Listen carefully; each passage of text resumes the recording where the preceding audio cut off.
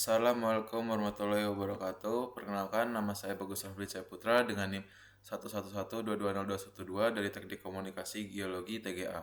Kali ini saya akan mengadakan seminar proposal yang berjudul tentang interpretasi seismik 2D untuk pengaruh struktur bawah permukaan terhadap reservoir pada lapangan X, Cekungan Kutai, daerah Sanga-Sanga, Provinsi Kalimantan Timur. Nah, untuk pembahasan seminar proposal saya memiliki outline. Yang pertama itu pendahuluan, yang kedua tinjauan pustaka, yang ketiga metodologi penelitian, yang keempatnya daftar pustaka. Yang pertama pendahuluan. Pendahuluan ini dibagi menjadi beberapa subbab, yaitu ada latar belakang, rumusan masalah. Nah, latar belakang ini membahas tentang struktur. Jadi latar belakangnya itu berisi tentang struktur geologi bawah permukaan sangat mempengaruhi potensi dan distribusi reservoir. Keberadaan sesar dapat menciptakan perangkap struktural yang baik, tetapi juga dapat menjadi jalur rembesan fluida jika tidak disegel dengan sempurna. Sementara itu, antiklin atau lipatan dapat berfungsi sebagai perangkap yang efektif jika diapit oleh lapisan impermeabel. Oleh karena itu, pemahaman terhadap struktur geologi melalui interpretasi data seismik menjadi langkah awal yang krusial dalam menilai kelayakan suatu zona sebagai target eksplorasi.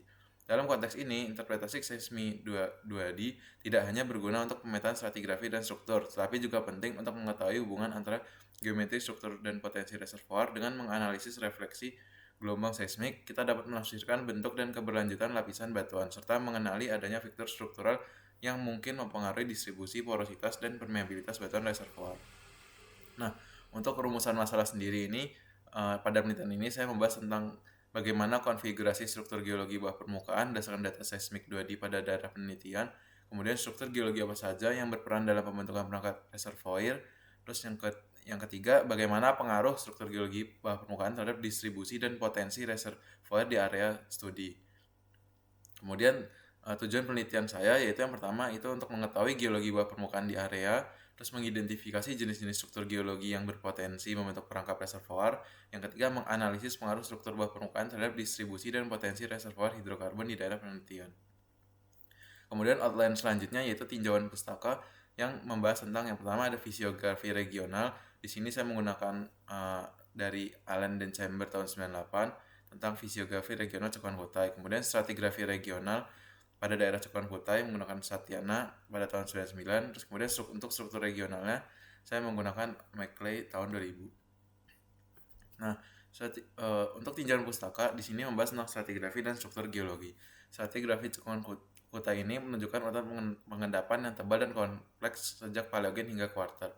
Secara umum terdiri dari formasi Tanjung, Kampung Baru, Balikpapan, Pucangan, dan endapan Kuarter sebagai penutup.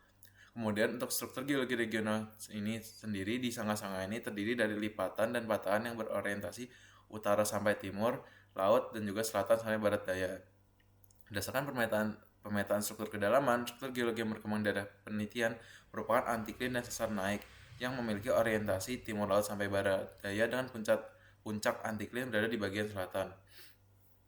Kemudian kemiringan sayap antiklin di bagian barat juga lebih curam dibandingkan sayap antiklin di bagian timur. Dan struktur lapangan pada daerah ini terletak pada blok pada bagian antiklinorium Samarinda yang terbentuk pada Miocene akhir. Kemudian ini untuk metodologinya, yang pertama itu metode penelitian atau diagram alirnya, terus yang kedua itu waktu atau lini masa kegiatan. Yang pertama itu untuk diagram alir itu mulai studi literatur, pengumpulan data, processing data seismik, interpretasi, pembuatan penampang, model, dan juga analisis penyusunan laporan serta selesai.